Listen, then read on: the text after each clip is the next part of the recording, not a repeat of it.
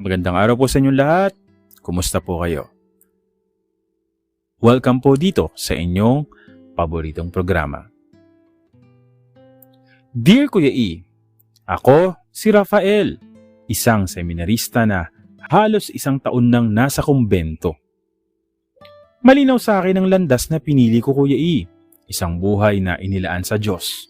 Ngunit kung ang lahat ay ganun lang kasimple, hindi ko na sana ikukumpisal ang kasalanang bumabagabag sa aking puso. Ang kasalanang may pangalang Matthew. Una kong nakilala si Matthew sa loob ng silid-aklatan ng seminaryo. Pareho kaming may hawak na lumang aklat tungkol sa teolohiya. Nagkatitigan kami at sa unang pagkakataon, naramdaman kong parang may ibang init sa loob ng aking dibdib. Rafael, tama? Aniya. Ngumingiti. Tumango ako. Ikaw si Matthew. Para magkakilala na tayo noon pa. Sabi niya. Bahagyang tumatawa. Simula noon, Kuya E, palagi kaming magkasama. Sa mga klase, sa pagdarasal, sa pagtulong sa komunidad, lagi siyang may baong biro. Laging nakangiti pero sa likod ng kanyang saya, may lungkot akong nahahalata.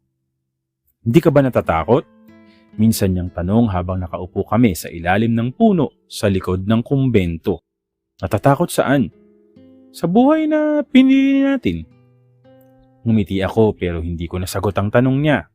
Dahil sa loob-loob ko, hindi ko pa rin alam kung ito nga ba ang buhay na para sa akin. Habang lumilipas ang mga buwan, Kuya E, lalong lumalalim ang aming samahan. Sa bawat oras na magkasama kami, lalong lumalaki ang takot na may nararamdaman akong hindi dapat. Hanggang isang gabi, habang naglalakad kami sa patio, biglang bumuhos ang ulan. Tumakbo kami sa isang lumang kubo sa gilid ng simbahan. Kapwa humahabol ng hininga. Tingin mo, Rafael, bulong niya, may mga seminaristang umiibig? Napatingin ako sa kanya, sa mga matang parang may hinihintay na sagot. Siguro kung tao sila, ano tayo? Hindi ba tayo tao? At bago ko pa masagot, bigla niyang hinawakan ang kamay ko. Mainit yun at nanginginig. Matthew, Rafael, hindi ko na kayang itago. Naramdaman ko ang bigat ng kanyang damdamin, ang bigat ng sariling puso. Sa sandaling yon, alam kong pareho kami ng nararamdaman. Ngunit paano mo yayakapin ng isang taong hindi mo dapat mahalin? Lumipas ang ilang linggo, Kuya E. Alam naming mali pero hindi namin magawang lumayo sa isa't isa. Hanggang isang gabi, habang pareho kaming nakatoka sa pagsasara ng simbahan, nanatili kami sa loob ng simbahan. Doon niya sinabi ang kanyang lihim. Hindi ko alam kung kaya ko pang manatili rito. Bumigat ang dibdib ko. Anong ibig mong sabihin? Ikaw ang dahilan. Wala akong nasabi. Ang buong buhay ko, inalay ko sa pananampalataya. Pero isang yakap mula sa kanya ang nagbago sa lahat. At nang pabago sa lahat, at bago pa ako makapagdesisyon kung lalayo o mananatili, nilapit niya ang kanyang labi sa akin. Isang halik, isang saglit na bumago sa aking mundo. Sa huli, isa lang ang alam kong totoo, Kuya E. Hindi ko kayang mawala siya. Ngunit hindi rin namin kayang ipaglaban ang isang bagay na hindi tatanggapin ng mundo namin. Matthew, aalis ka ba?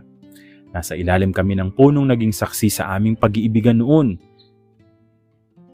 Hindi ko alam, pero alam ko kung mananatili ako, hindi ako magiging masaya. Sa araw ding yon, nagdesisyon siyang umalis sa seminaryo, Kuya E. Ako, nanatili ako.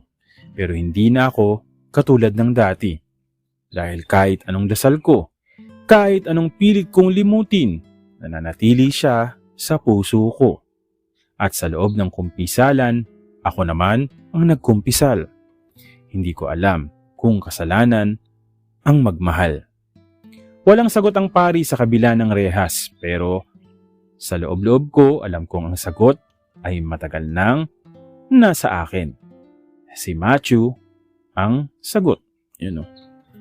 ikaw na mismo nagsabi, no, Rafael, na si Macho yung sagot. So, wala namang mali sa pag-ibig. Ngayon, kung nahihirapan ka, di ba, nasa iyo na yung desisyon. So, yung tanong, nasa iyo, yung sagot, alam mo naman yung sagot.